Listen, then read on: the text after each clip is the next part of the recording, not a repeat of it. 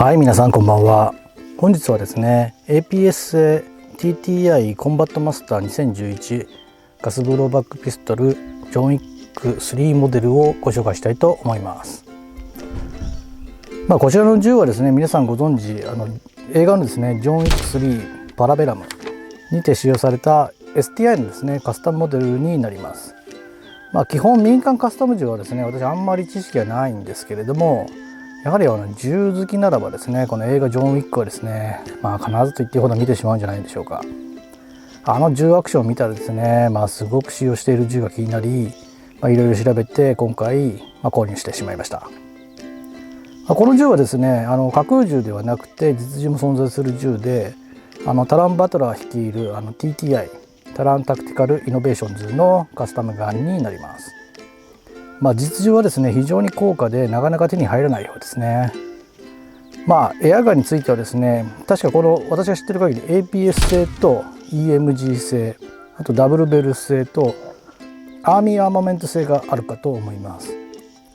ろいろある中でですね、今回 APS の樹脂スライド版を私購入しました。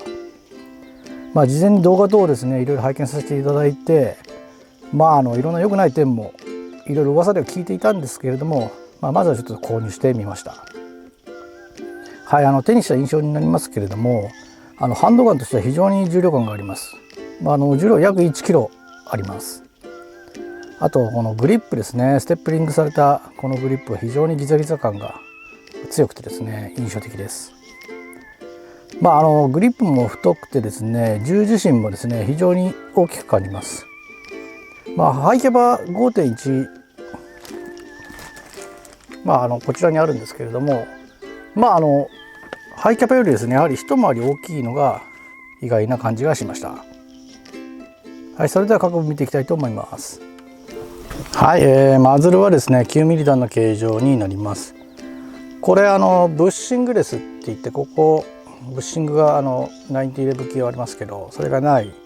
こちらバレルはコーンバレルと言われるやつですね。バレルの内部のですね、ちょっと分かりづらいかもしれないですけど、こういった形状がですね、実銃と似てるところはあります。ただですね、これ皆さん言ってますけど 9mm の太さじゃないですね。多分45口径のままだと思います。はい、このフロントサイトはですね細いこのレッドファイバーが入っているタイプで、周囲の光を集めてですね明るく見えるようになっています。ただこの私の個体よく見るとですね、この後ろがちょっと浮いてるの分かりますかね。しっかりはまってないんですね。で左右この右側には接着剤の跡みたいなのがあったりとかしてですね、フロントサイト自身も曲がってるんですね。なのでこれ前後左右っていうんですかね、非常にずれた形になっていました。はい、リアサイトはボーマータイプで上下左右の調整が可能です。こちらは金属製になります。はい、これ細かいんですけど、この後ろ反射防止のセレーションも入っています。ただ残念なんですけど、ここにですね上部に STI の刻印はありません。はい、左側の刻印はこの通りで、一応こちらにですねレーザー刻印でされていますけれども、少し茶色がかった色になっています。はい、こちらの銃ですね、説明書がこれ見るとですねアーミーアーマメントって書いてあるんですね。なのでこれもともとはアーミーアーマメント製の銃に対して、APS 社がですねスライドを樹脂製にして、あと今回これバトンさんの販売元なんですけれども、バトンさんの方で刻印処理をした銃になります。はい、フレーム下部にはですね 20mm のレールがあります。パーティングラインとかはきれいに処理されていますね。はい、スライドは樹脂製になっていて、この上部は台形状になっています。あとこの角とか非常にシャープに仕上がっている感じはします。あとですね、こういう左右に肉抜きされたりしています。はい、あとセレーションがですね、前部とですね、後部の方に取られています。はい、残念ながらですね、スライド上部には TTI の刻印がなくて、これ前のセレーションもですねまっすぐになっていますね。はい、スライドストップは左側のみになります。こちらは金属製ですけれどもスチール製ではありません。はい、あとスライドリリースすると、こんな感じの音になります。はい、トリガーはですね肉抜きされたこれ樹脂製になります。トリガープルはですね普通かなというふうに思います。はい、トリガーガードも特徴的で、こちらはですねこうダブルアンダーカットトリガーガードと言われているものですね。はい、そのような形状になっています。はい、セーフティーレバーはですね一応コック&ロックタイプですね。はい、コックスでロックがかかるタイプになります。こちらはですね左右にあるアンビタイプになります。はい、グリップがですねこれステップリングされてかなりグリップ力は高いと思います。こちらもですねこの銃の特徴ですね。はい、マガジンキャッチは左側のみになっていて、非常に大きくなっていますね。こちらはですねスチール製ですね。はい、グリップ下部にはですね大きなマグウェルがあります。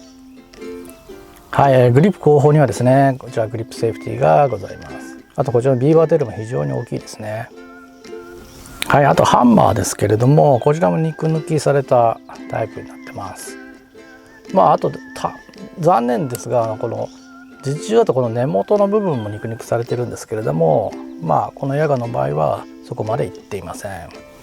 はい、あとこちら残念なんですけどここエキストラクターがないですね。オミットされちゃって、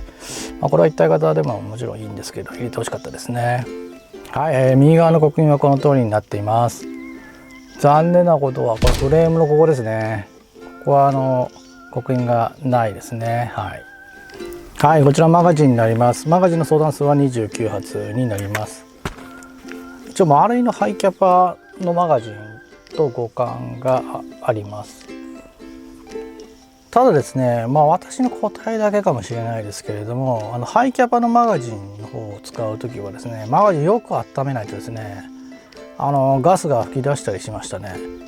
あと若干ハイキャパのマガジンで撃った方がちょっとリコイルは若干よく感じたような気がします。はい、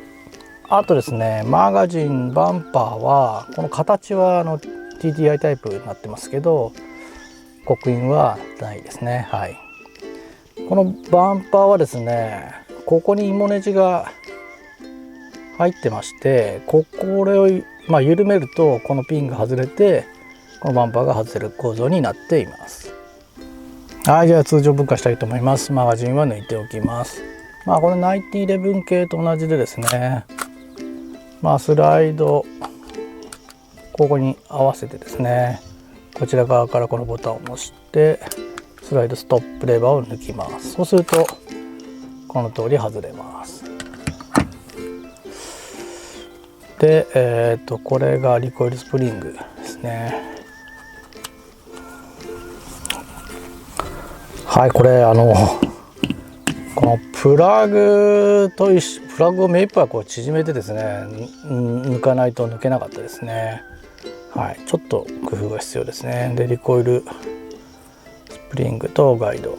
あとですねこのバレルブッシングがないので前からそのままアウターバレルインナーバレルが抜けます。これアウターバレルはですねこのブロンズフィニッシュのブルーバレルになりますね。あと先ほど言ったコーンバレルってですねこの先端が少し太くなってるの分かりますかね。こっち側の方が太くなってるんですねこの根元より。なんでバレルブッシングがなくても前がぴったりだという感じなんですね。でこちらは多分アルミ製だと思います。あとですねこちらチャンバーには 9mm×19 という刻印が入っています。リコイルスプリング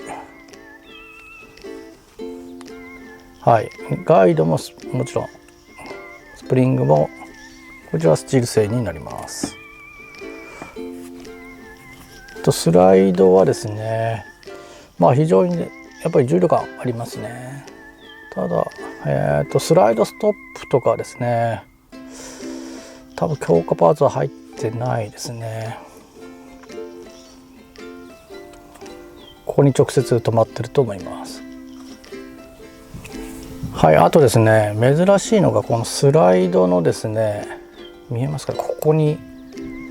これシリアルナンバーですかね。これね、シールとかがついてるわけじゃなくて、多分刻印されてるんですね。これはちょっと初めて私見ましたね。は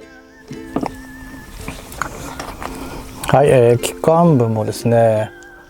ハンマーほかスチール製はないですね。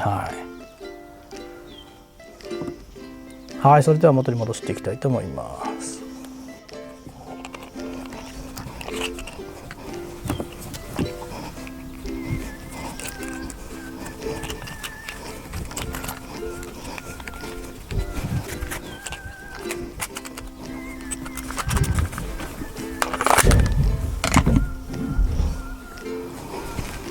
はい、元に戻りました。はい、あと気になったのはですね、丸いのハイキャバと互換性があるので、このスライドとフレームがですね互換性あるのかなと思って、ちょっと試してみたいと思いますね。でこちらが丸いになります。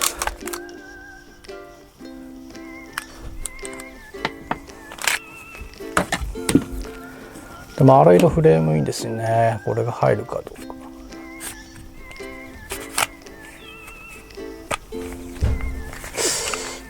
入りますけど、ち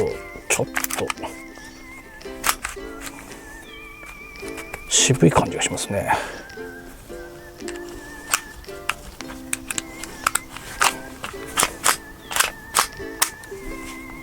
一応入りましたね。打てますかね。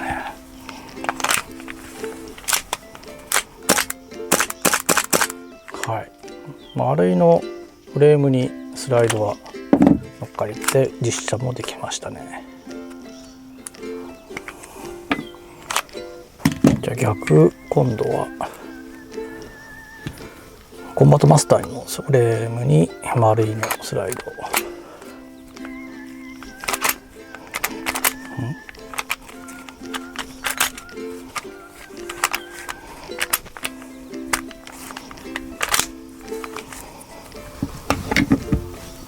はい、ですね、コンバットマスターのフレームにこの丸いのですねスライドをつけたんですけれども、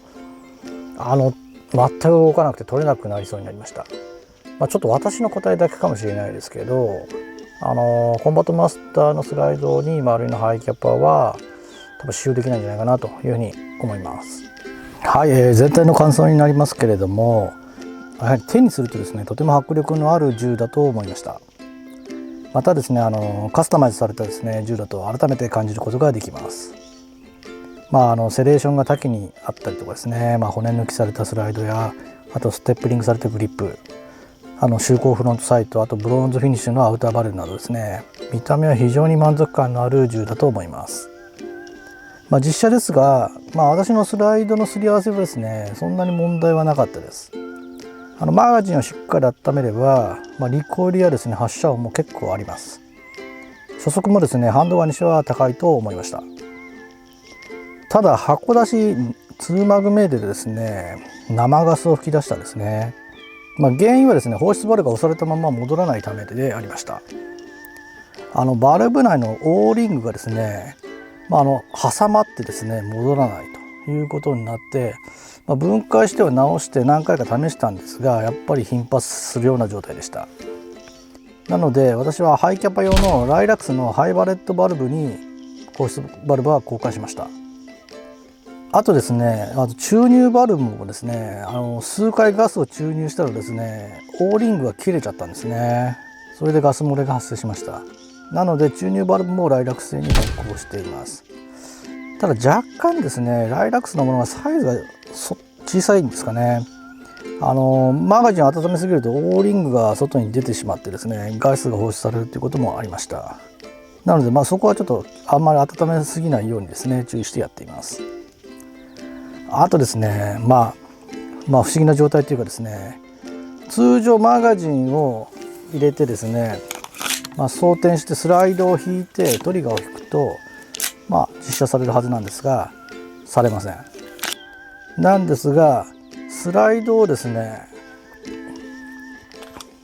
一旦このスライドストップの状態にしてからマガジンを挿す。でスライドリリースしてから打つとこの通り打てます。でこれもですねバルブが影響してるのかなと思ってバルブを交換してみても同じ現象だったので、ちょっと原因はつかめていません。なので今はスライドを引いてからマガジンを挿入して打つようにしています。はい、あとですね刻印についてはですね、フレームやスライド上部などの刻印がないなどですね、ダブルベル製にはですね刻印があるようなので、こちらはぜひ入れてほしかったなというのが本音です。あと今まで紹介した他にもですね、レールのスロットの数ですとかグリップセーフティの溝、あとですねそういった実需との違いもあって、今度箱出し状態での実車不具合も含めると、今回私2万円以上出してですね今回購入したんですけれども、値段相応のポテンシャルは正直で足りないかなというのが正直な感想になります。